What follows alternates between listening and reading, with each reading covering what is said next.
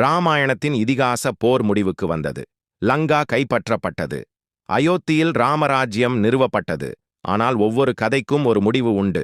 ராமர் தனது மனித அவதாரத்தை நிறைவு செய்து சரையு நதியில் சமாதி அடைய முடிவு செய்தபோது அயோத்தி முழுவதும் அவரை பின்தொடர்ந்தது. மக்கள் மட்டுமல்ல, அவருடன் பிறந்த யுகமே அந்த நதியில் கரைந்தது. அவருடன் சென்ற அனைவரும் தங்கள் உடல்களை துறந்து வைணதத்தை அடைந்தனர்.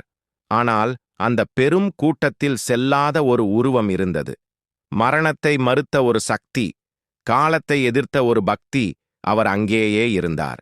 இந்த பூமியில், இந்த மண்ணில். ஏன் இராமாயணத்திற்கு பிறகு வலிமை மிக்க அனுமனுக்கு என்ன நடந்தது? அவர் உண்மையிலேயே இன்றும் உயிருடன் இருக்கிறாரா? இந்து புராணங்களின்படி காலம் என்பது நேர்கோடு அல்ல. அது ஒரு சுழற்சியாக பிரிக்கப்பட்ட ஒரு யுகம். திரேதா யுகம், துவாபர யுகம், இப்போது கலியுகம். பெரும்பாலான தெய்வங்களும் அவதாரங்களும் தங்கள் நோக்கத்தை நிறைவேற்றிய பிறகு இந்த பரிமாணத்தை விட்டு வெளியேறுகின்றனர். ஆனால் இந்திய கலாச்சாரத்தில் ஒரு அபூர்வமான கருத்து உள்ளது. சிரஞ்சீவிகள் அழியாதவர்கள். பூமியில் இன்றும் 7 சிரஞ்சீவிகள் இருப்பதாக நம்பப்படுகிறது. அவர்களில் மிகவும் முக்கியமானவர் அனுமான். இந்த பதிவு அவரது வீரத்தின் கதை அல்ல, இது அவரது பக்தியின் கதை. இராமாயணத்திற்கு பிறகு தொடங்கிய அவரது நீண்ட மர்மமான பயணத்தின் புலனாய்வு. மகாபாரத போரிலிருந்து இன்றைய கலியுகம் வரை அனுமனின் பங்கு என்ன? வரலாற்றின் பக்கங்களை மெதுவாக புரட்டுவோம். இராமாயணத்திற்கு பிறகு அனுமன் பூமியில் தங்கிய கதை அவரது அழியாமையின் வரத்துடன் தொடங்குகிறது. ஆனால் சுவாரஸ்யமாக, அந்த அழியாமை ஒரே ஒரு நிகழ்வின் விளைவல்ல. அது பல ஆசீர்வாதங்கள் ஒன்றிணைந்த சங்கமம். அவரது குழந்தை பருவத்தில் சூரியனை விழுங்க முயன்றபோது இந்திரனும் மற்ற தேவர்களும் அவருக்கு ஆயுதங்களிலிருந்து விடுதலை மற்றும் மரணத்திலிருந்து விடுதலை என்ற வரங்களை வழங்கினர். ஆனால் அழியாமையின் மிக சிறப்பு வாய்ந்த ஆசீர்வாதம் அசோகவாடிகாவில் அன்னை சீதையிடமிருந்து வந்தது. அனுமன் ராமரின் மோதிரத்தை சீதையின் கரங்களில் கொடுத்தபோது அவள் கூறினாள், அஜர் அமர் குணநிதி சோஹா, அதாவது நீ ஒருபோதும் முதிரமாட்டாய், ஒருபோதும் இறக்கமாட்டாய். ஆனால் உண்மையான திருப்புமுனை ராமர் இந்த பூமியை விட்டு வெளியேறிய தருணத்தில் வந்தது. வால்மீகி இராமாயணமும் பத்ம புராணமும் கூறுவதாவது, ராமர் சரையு நதியில் நுழைந்தபோது அனுமனுக்கும் வைகுண்டத்திற்கு தன்னுடன் வர அழைப்பு விடுத்தார். ஆனால் அனுமன் மறுத்தார். அவரது பதில் தெளிவானது, உணர்ச்சி மிக்கது, அசைக்க முடியாதது. இந்த பூமியில் ராமரின் பெயர் உச்சரிக்கப்படும் வரை நான் இங்கேயே இருப்பேன். அவருக்கு இரட்சிப்பு வேண்டாம், அவருக்கு பதவி வேண்டாம். அவருக்கு வேண்டியது பக்தி. அதனால் பிரம்ம கல்பத்தின் இறுதி வரை பூமியில் இருக்க ராமர் அனுமனுக்கு அட்டளையிட்டார். அந்த தருணம்தான் ஒரு புதிய கால வரிசை தொடங்கிய புள்ளி. ராமர் சென்றார், யுகம் மாறியது. ஆனால் அனுமன் அங்கேயே இருந்தார். அப்படியானால் கேள்வி ஒன்றுதான், அவர் இங்கே இருந்தால் அவர் எங்கே இருந்தார்? புராண நூல்களின்படி இராமாயணத்திற்கு பிறகு ஹனுமன் வசித்த இடம் கிம் புருஷ வர்ஷா என்று அழைக்கப்படுகிறது. ஸ்ரீமத் பாகவதம் குறிப்பிடும் இந்த பகுதி புராண புவியியலின்படி இமயமலைக்கு வடக்கே அமைந்துள்ளது. பல ஆய்வாளர்களும் பண்டைய நூல்களும் கூறுவது, ஹனுமன் காந்தமாதன மலையை தனது தளமாக மாற்றினார். அங்கே இருந்துதான் கலியுகம் தொடங்கும் வரை அவரது காவல் தொடர்கிறது. புராணங்களின்படி இது கைலாய மலையை ஒட்டிய ஒரு மர்மமான பிரதேசம்.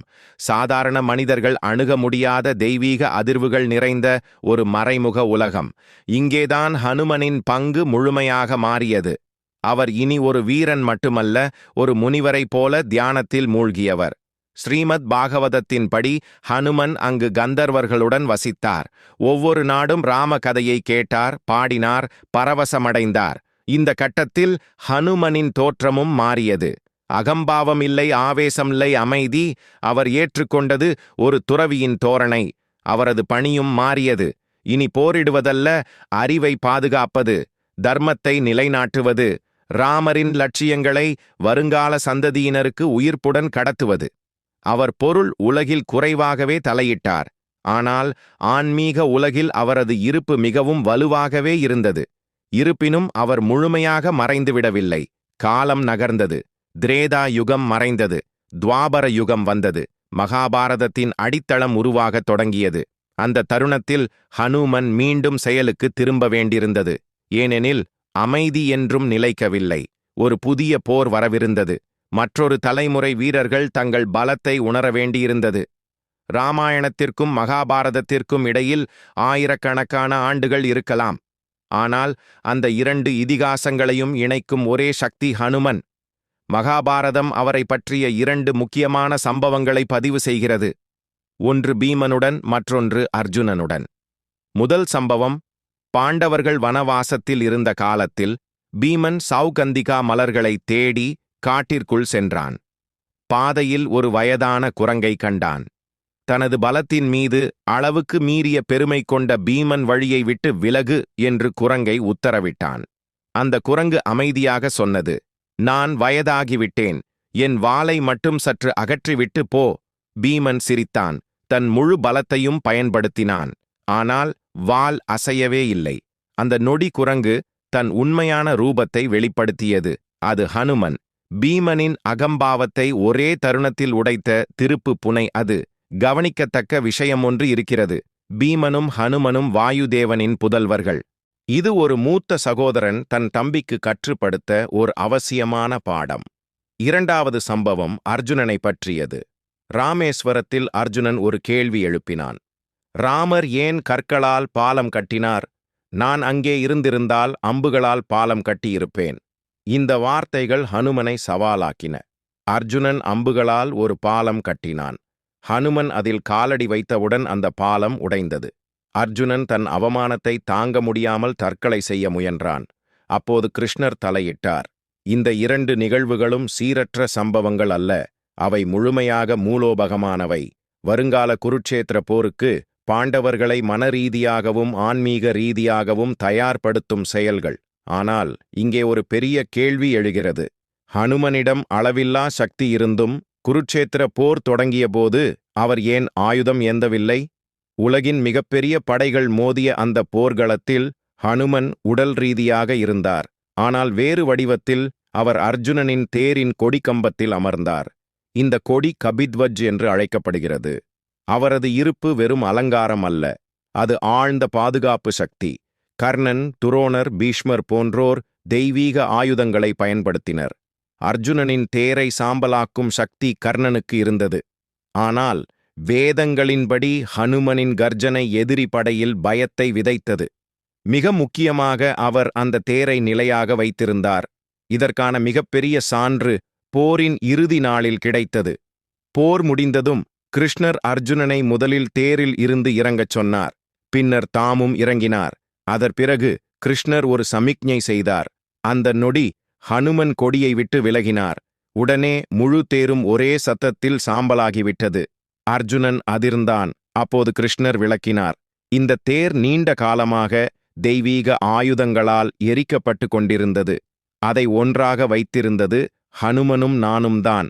இங்கே ஹனுமன் நிரூபித்தார், சக்தி என்பது தாக்குதலில் மட்டுமல்ல, பாதுகாப்பிலும் அதிக சக்தி இருக்கிறது. ஒரு ஆயுதம் கூட தூக்காமல் பாண்டவர்களின் வெற்றியை அவர் உறுதி செய்தார். மகாபாரதம் முடிந்தது. துவாபர யுகம் மறைந்தது. இருள் சூழ்ந்தது. கலியுகம் தொடங்கியது. இந்த புதிய யுகத்தில் ஹனுமன் மீண்டும் காந்தமாதனத்திற்கு திரும்பினாரா? இல்லை, இந்த முறை அவர் மக்கள் மத்தியில் வந்தார். கலியுகத்தில் அனுமனின் பங்கு ஒரு பாதுகாவலரிலிருந்து ஒரு வழிகாட்டியாக மாறியுள்ளது. கடந்த 1000 ஆண்டுகளின் வரலாற்றை பின்தொடர்ந்தால் பக்தி இயக்கத்தின் காலகட்டத்தில் அனுமன் வெளிப்பட்டதாக ஏராளமான கூற்றுகள் கூறப்படுகின்றன. அதில் மிகவும் பிரபலமானது 16ஆம் நூற்றாண்டை சேர்ந்த கோசுவாமி துளசிதாஸின் கதை. வாரணாசியில் ராமரை சந்திக்க விரும்பினால் முதலில் அனுமனை தேட வேண்டும் என்று அவரிடம் கூறப்பட்டதாக பாரம்பரிய கதைகள் சொல்கின்றன. கதையின்படி ஒரு கோயிலின் முடிவில் தொழுநோயாளி ஒருவரைப் போல அமைதியாக அமர்ந்திருந்த ஒரு உருவத்தில் துளசிதாஸ் அனுமனை அடையாளம் கண்டார். அந்த அனுபவம் அவரை ஆழமாக பாதித்தது. அதன் விளைவாக துளசிதாஸ் ராமசரித மானஸை எழுதினார். இந்த ஒரே நூல் வட இந்தியா முழுவதும் ஒரு பக்தி அலையை உருவாக்கியது. இதேபோல் 17ஆம் நூற்றாண்டில் சத்ரபதி சிவாஜி மகாராஜின் குரு சமர்த் ராம்தாஸ் மகாராஷ்டிரா முழுவதும் 11 மாருதி கோயில்களை நிறுவினார். முகலாய படையெடுப்புகளை எதிர்க்க மக்களை உளவியல் ரீதியாக உறுதியானவர்களாக அனுமனை வலிமை மற்றும் ஞானத்தின் அடையாளமாக அவர் உருவாக்கினார். இன்றைய சமூகத்திலும் கூட அனுமன் மிகவும் அணுகக்கூடிய தெய்வமாக இருக்கலாம். செவ்வாய்க்கிழமைகளில் கோயில்களில் திரளும் கூட்டமே அதற்கான சாட்சி.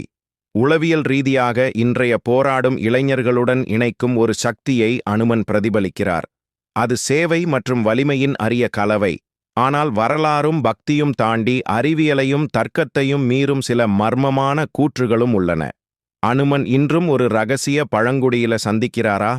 இங்கேதான் கதையின் மிகவும் சர்ச்சைக்குரிய மற்றும் மர்மமான பகுதிக்குள் நாம் நுழைகிறோம். கடந்த சில ஆண்டுகளாக இணையத்தில் ஒரு கோட்பாடு வேகமாக பரவி வருகிறது. அது இலங்கையின் மாதன் பழங்குடி. மாத என்று அழைக்கப்படும் இந்த பழங்குடி உலகின் பிற பகுதிகளிலிருந்து முற்றிலும் தனிமைப்படுத்தப்பட்ட இலங்கையின் அடர்ந்த காடுகளில் வாழ்வதாக கூறப்படுகிறது. அவர்கள் நம்புவது என்ன? அனுமன் ஒவ்வொரு 41 ஆண்டுகளுக்கும் ஒரு முறை அவர்களை சந்திக்கிறார்.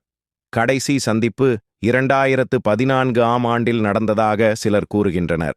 இந்த பழங்குடியினர் ஒரு பூட்டிய புத்தகத்தை வைத்திருப்பதாக கூறப்படுகிறது. அதில் அனுமனுடனான தங்கள் உரையாடல்களை பதிவு செய்கிறார்கள்.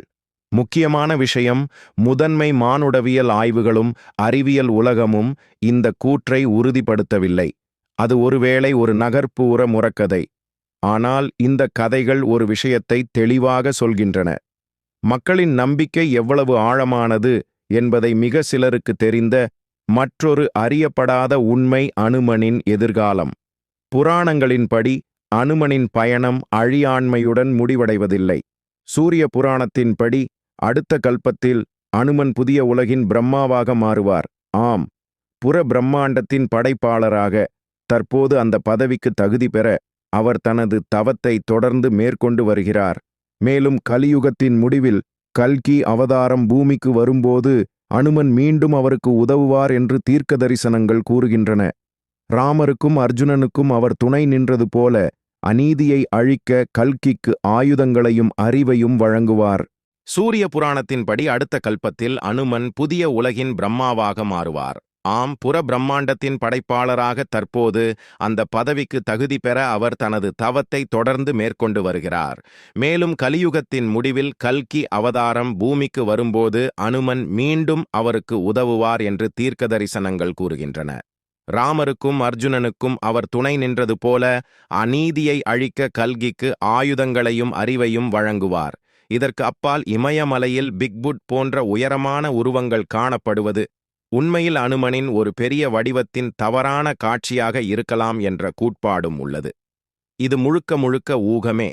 ஆனால் மர்மங்களை விரும்புவோருக்கு இது ஒரு கவர்ச்சிகரமான கருத்து. இந்த அனைத்து கூற்றுகள், கதைகள், தீர்க்க தரிசனங்களுக்கு நடுவில் நாம் ஒரு நிமிடம் நின்று சிந்திக்க வேண்டும். அனுமனின் அழியாமையின் உண்மையான அர்த்தம் என்ன? பக்தியை ஒரு கணம் ஒதுக்கி வைத்துவிட்டு தர்க்க ரீதியாகவும் பகுப்பாய்வு ரீதியாகவும் பார்த்தால் அவரது இராமாயணத்திற்கு பிந்தைய கதை 3 விஷயங்களை சொல்கிறது. முதலாவது, ஒழுங்கின் தொடர்ச்சி. யுகங்கள் மாறுகின்றன, மக்கள் மாறுகின்றனர், தொழில்நுட்பம் மாறுகிறது. ஆனால் தர்மத்தை பாதுகாக்கும் சக்தி மாறவில்லை. அந்த தொடர்ச்சியின் சின்னமே அனுமன். அவர் திரேதாயுகத்தின் ஒழுக்கத்தை கலியுகத்தின் குழப்பத்திற்குள் எடுத்து வருகிறார். இரண்டாவது, சக்தியின் பரிணாமம். இராமாயணத்தில் அவர் மலைகளை தூக்குகிறார். மகாபாரதத்தில் ஒரு கொடிக்கம்பத்தில் அமைதியாக அமர்கிறார். கலியுகத்தில் துளசிதாஸ் போன்ற எழுத்தாளர்களை ஊக்குவிக்கிறார். காலத்திற்கு ஏற்ப சக்தியின் வடிவம் மாற வேண்டும் என்பதை இது உணர்த்துகிறது. மூன்றாவது, ஒரு சீடனின் லட்சியம்.